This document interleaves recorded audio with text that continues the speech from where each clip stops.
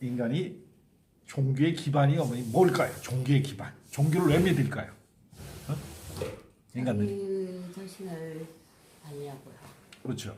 근본적으로는 종교의 가르침의 근본은 우주의 섭리, 우주의 섭리죠. 자, 예수님이나 부처님이나 4대 성인이 가르친 것은 자, 종교를 가르친 게 아니에요. 어?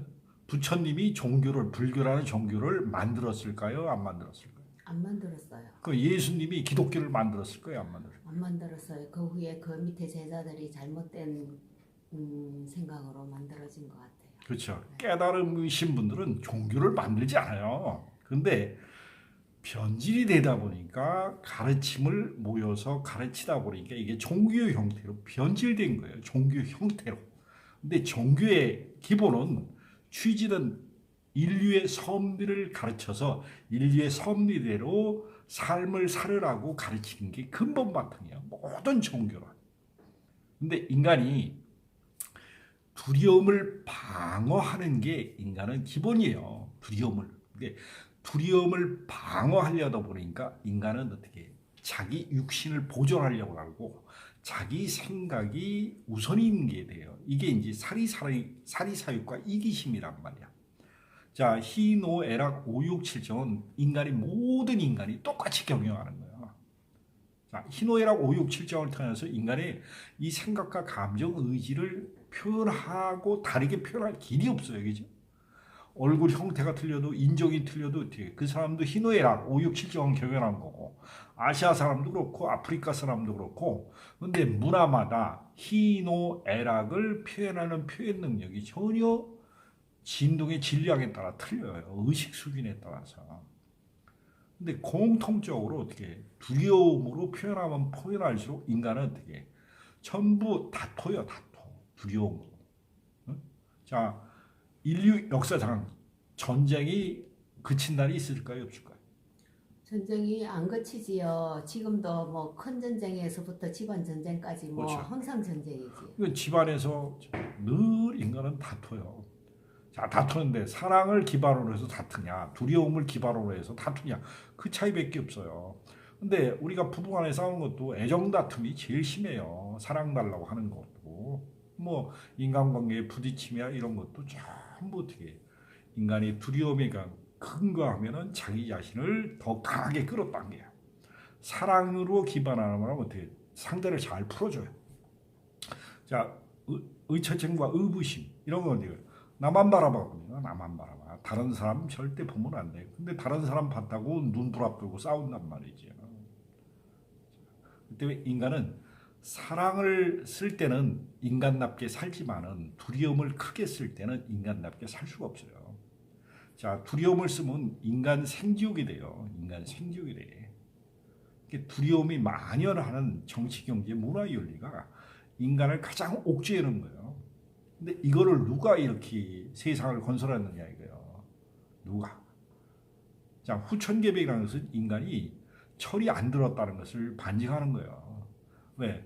물질 문명은 지금만큼 풍족한 시대가 없어요. 자, 어머니도 자 배고픈 시대 겪으셨잖아요. 그럼요. 그렇지.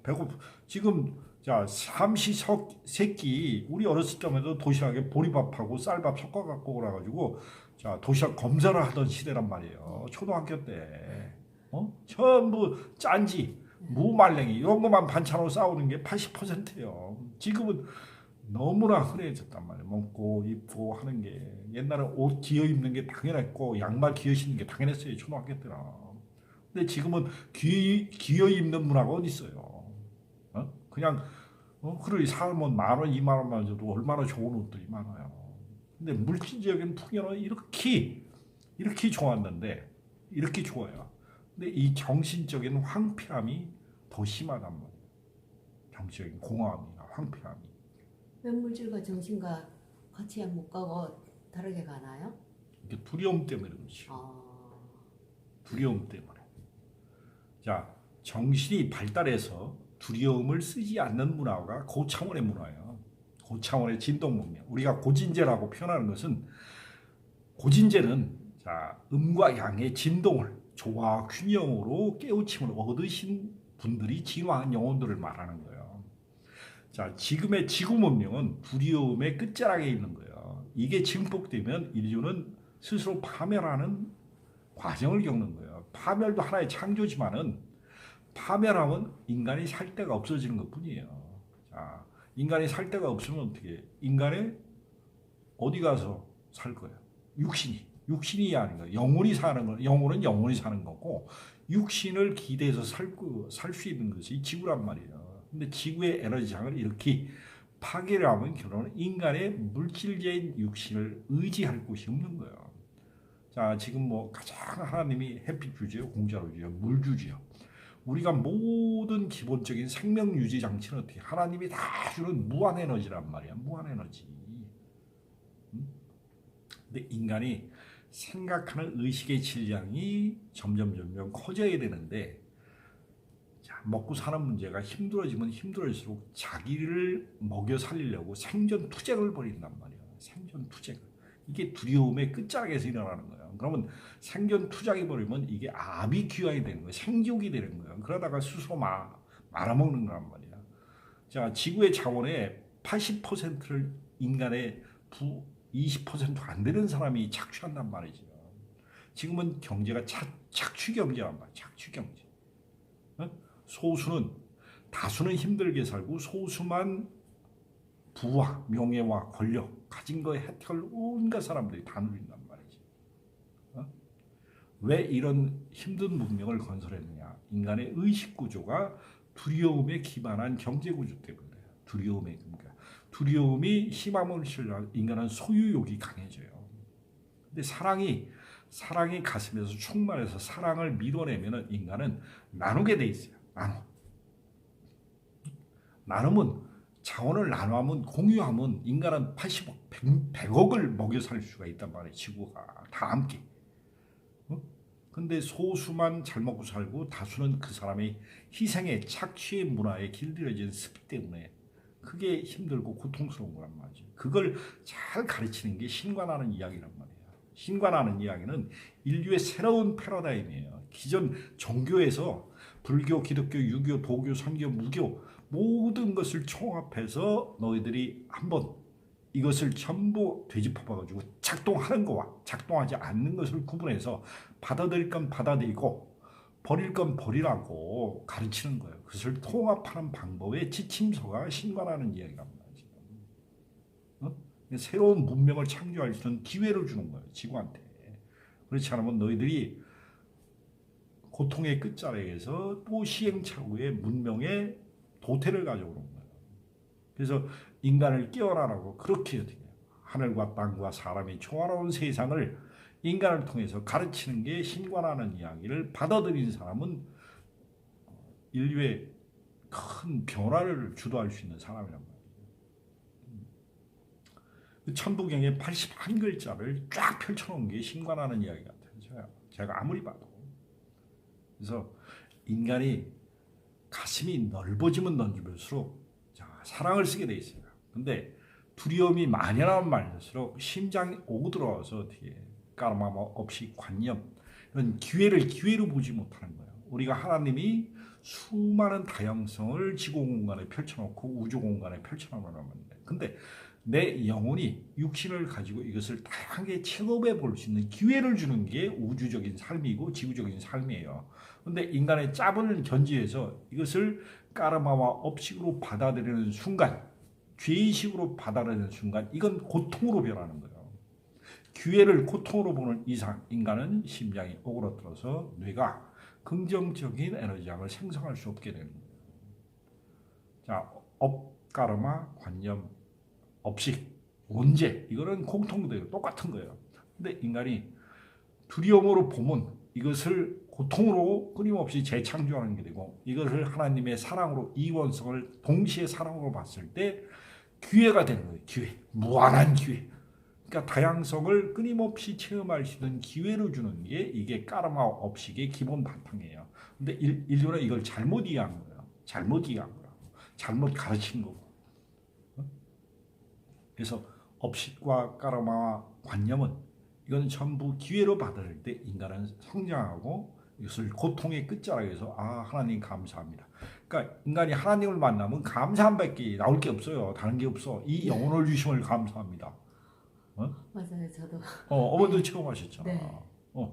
감사합니다. 오직 하나님 감사합니다. 이거밖에 없어요. 하나님을 만나면 하염없는 눈물과 감사합니다밖에 나올 게 없어요. 그러다가 자 의식의 질량이 뚝 떨어져 현실로 돌아오면 감사는 얼어 주기를 본 감사해. 이렇게 변하는 게 인간의 초의식에서 자, 표면해지고 뚝 떨어지면 이게 전부 의심이란 말이야. 겨자씨만한 의심, 겨자씨만한 믿음도 안 나와요. 그게 올라갔다 내려갔다 오르락 그렇죠. 내리락 하더라고요. 이게 의식의 질량이 오르락 내리락 오르락 내리락 오르락 내리락 하는 게 이게 마음 파동이라는 거예요. 그래서 천지간의 조화를 하려면 마음의 중심을 잡으라는 게 어떻게 이 파동 출렁이는 파동을 한 점으로 중심을 갖고 딱 바라보라는 거예요. 그러면 천지간의 조화는 어떻게 출렁거리는 없이 조화 균형 상태에서 늘 경영하는 게 이게 삼원성이란 말이에요. 이게 하늘과 땅과 사람이 중심을 잡아야지 하늘과 땅이 맞물려 잘 돌아가기 때문에 조화의 삶을 살 수 있는 거예요. 인간이 흔들리면 어떻게? 그때 달라요. 그때. 그래서 끊임없는 인간이 에고의 시행착오를 겪을 때 어떻게? 마음의 편차에 줄임 이게 삶이에요. 한 번 죽었다 살 때마다 이 출렁이는 마음의 편차를 조금씩 수정해서 조화 균형으로 나가는 게 이게 깨달음의 증분이고 이게 누적되면 이 영혼의 의식 성장이 일어나서 이게 자 늙은 영혼이 되는 거예요. 철들은 영혼이. 근데 이제는 그 마음이 조금씩 보이기 시작해요. 우리가 공부를 하니까 보인단 말이야. 근데 그거를 접할 수 있는 기회가 어떻게 생기냐? 자, 절에 가도 그런 절에 가도 기회가 생기고 무속신앙도 어떠한 형태든 접하게 돼 있어요. 그러나 거기에서 어떤 사람을 만나느냐, 내 의식의 질량에 따라서 인연법이 틀려지는 거예요. 내 의식이 높으면 높을수록 우주의 진리에 가까운 사람을 만나는 거고 내가 의식의 질량이 낮으면 낮을수록 어떻게 사기꾼을 만나는 거고 저 차원의 인간을 만나서 끊임없는 고통을 하나님이 고통을 줄까요? 아니에요. 고통을 못 보니까 고통을 체험해서 어떻게 기회로 삼아서 그것을 업데이트하라고 주변에 자기가 만드는 거예요. 인연법을. 그래서 인과 내가 한 행위의 결과가 그게 업보라고 하는데 내가 부정을 사용한 당연한 결과예요. 부정을 사용한 결과. 근데 그 부정 속에 그 긍정을 봤을 때는 엄청난 좋은 생각을 완전히 뒤집어 놓는 그런 그렇죠. 결과가 나오던데요. 그렇죠. 네. 그게 성찰이고 그게 깨달음이에요. 그러니까 부정 속에 긍정의 힘을 발휘해야 된단 말이에요. 인간이 부정에 빠질 때는 이거를 뒤엎기 위해서는 엄청난 긍정의 힘이 필요한 거란 말이죠. 일에 부정을 상쇄시키기 위해서는 오후에 긍정의 힘이 필요해요. 현실에서는. 부정에 빠진 인간은 쉽게 이게 아무리 긍정적으로 살아내도 이게 안 돼요. 자기 자신이 고통의 끝자락에서 자기 성찰이 있을 때 오직 인간은 자기 내면에 스스로 성찰이 일어났을 때 종교가 아무리 가르쳐봐요. 2500년을 가르치고 2000년을 가르쳤는데 왜 인류가 이렇게 살아요? 제가 제일 궁금한 게 그 점이었어요. 그렇죠. 네. 자기 가슴에 변화가 없이 자기 스스로 성찰이 없으면 종교의 가르침은 무상한 거예요. 2500년을 부처님이 그렇게 가르쳤어요. 근데 철든 인간이 많지가 않은 이유가 뭘 거란 말이야. 가슴에 변화가 없는 믿음과 종교론 인간을 크게 성숙시키지 못하는 것. 오직 자기의 가르침을 받아들인 것. 수없는 가르침을 수없이 접했단 말이야. 그것을 받아들이고 못 받아들이는 오직 본인의 선택이에요. 오직 본인의 선택. 자, 하나님은 수없이 얘기했고 수많은 사람을 보내서 얘기했고 수많은 영화와 수많은 시와 수많은 책을 통해서 하나님은 끝없이 얘기를 한단 말이죠. TV, 영화, 광고, 책, 주변 사람 관계를 통해서. 근데 그것을 받아들이고 안 받아들이고는 인간이 성숙도 가장 인간의 의식의 질량이 낮으면 낮을수록 어떻게 오직 자기만 에고의 주장만 핀단 말이죠. 자기 주장을 내려놓아야 돼요. 자기 주장. 그냥 하늘의 주장을, 하늘의 뜻을, 인간의 결론은 성숙하면 하늘의 뜻을 받드는 거야. 하늘의 뜻을 자기를 내려놓고 하늘의 뜻대로 사는 거야. 하늘의 뜻이 뭐냐? 조화로운 세상을 살아봐라 이거예요. 조화로운. 너 두려움으로 살 필요 없다 이거예요. 내가 언제 두려움을 가르쳤냐 이거야. 두려움은 주의 환기력이다. 두려움에 떨피고 살폈다. 나를 받들고 자 신관하는 위해서 가장 제가 본받아야 될 점은 자 신은 받드는 존재가 아니다. 섬기는 존재가 아니다 그랬어요. 종교는 섬김이지. 자 섬기일 때는 내가 낮아지고 섬기는 대상 위로 높아 있는 거예요. 평등성이 없는 거예요. 근데 신관하는 이야기 가르치면 어떻게? 나는 섬김의 존재가 아니다. 나는 있음 존재 자체이기 때문에 나의 어떠한 형태든지 그냥 있음이다 이거야. 있음을 믿고 그냥 활용해라 이거지. 나를 받들고 나에게 엎드려서 절하고 나를 숭배하거나 이렇게 하지 말라고 순훈의 신관안에서 얘기했잖아요. 이게 지금 지구상에서 벌어지는 종교의 가장 위대한 가르침이란 말이야. 신은 받침의 대상이 아니고 숭배의 대상이 아니다. 두려움이 대상이 아니다. 심판을 하지 않는다. 처벌도 하지 않는다. 지옥도 없다. 지옥은 인간이 만드는 마음의 환상이에요. 두려움의 환상이 지옥이에요. 이것을 가르치고 이것을 얘기한 게 신관하는 이야기 하나님의 메시지만 서양 사람이 채널로 받아 쓴 글이지만은 자 오늘도 신관하는 이야기 쭉 읽으시잖아요. 네. 동서양의 모든 경전이 다 있죠. 네. 그리고 이만큼 알아먹기 쉬운 경전이 너무 쉽게 써서 저는 그냥 너무 고마운 거예요. 그 책을 만났다는 게 너무 고마운 거예요. 저도. 그 마음이 확확 바뀌면서 내 심장을 볼 수 있었고. 그렇죠. 예. 모든 사람들이 이렇게 심장을 바라보고는 너무 심장이 쪼그라져 있어서 너무 마음이 안 됐었어요. 그리고 그 마음을 보면서 마음이 이렇게 보이는구나. 마음도 볼 수 있구나.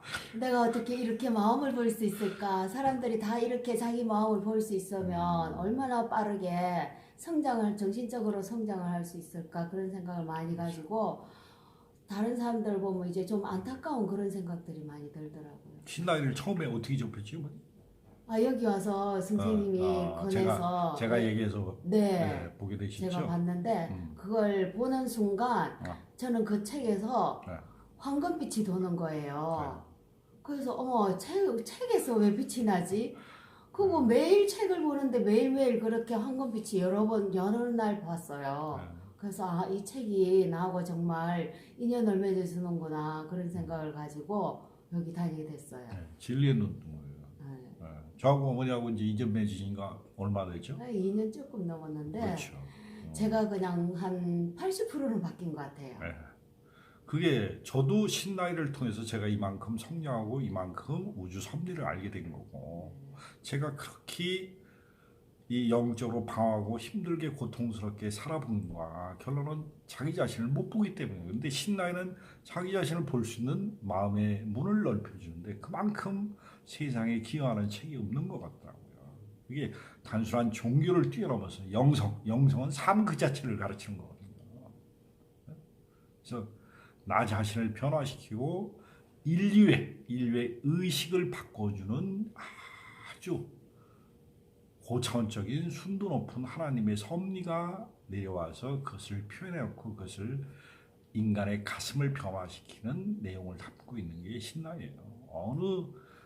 신라에 보면 중간중간에 어느 책을 읽어보라고 소개하는 책자가 많아요. 하나님이 소개하는 책자.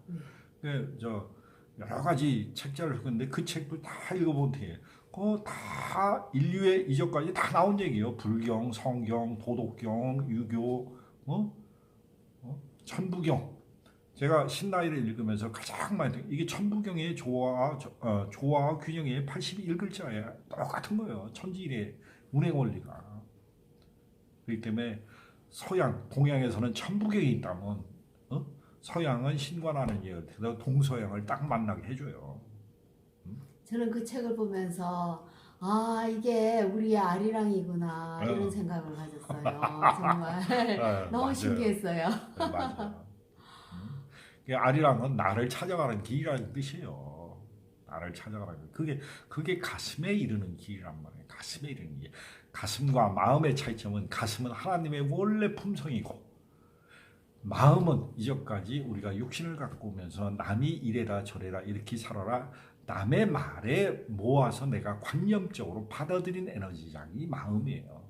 그러니까 태초일에 가지고 있는 내 세포 속에 세포 핵 속에 초월의식이 있는 게 이게 가슴이에요. 가슴은 어디 있냐? 우리 몸에 세포의 핵 속에 있는 거예요. 세포 핵 속에.